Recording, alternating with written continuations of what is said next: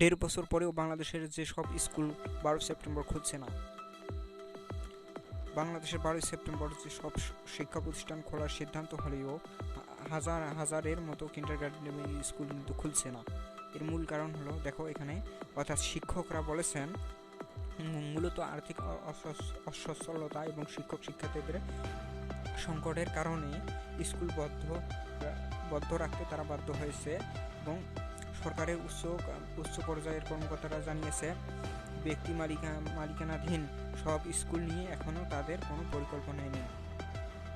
সরকারের নির্দেশনা মেনে আগামী 12 সেপ্টেম্বর সোমবার থেকে শিক্ষা প্রতিষ্ঠান খোলার কথা থাকলেও যেসব শিক্ষা প্রতিষ্ঠান খুলছে না তাদের অন্যতম একটি হলো চট্টগ্রামের ভীষণ ইন্টারন্যাশনাল স্কুল।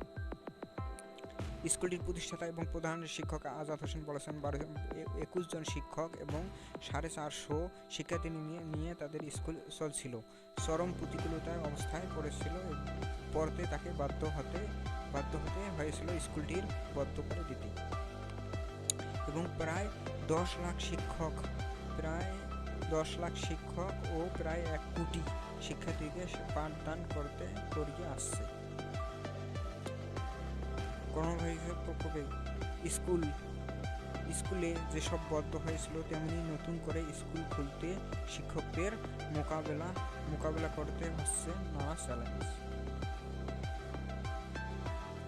বাংলাদেশের সব কিন্ডারগার্টেন মালিকানাধীন। তাদের খরচ চলে মূলত শিক্ষার্থীদের টিউশন ফি দিকেই। দীর্ঘদিন বেতন না পাওয়ায় তারা এখন অনেক স্কুলের শিক্ষক অন্য পেশা গ্রহণ করেছে।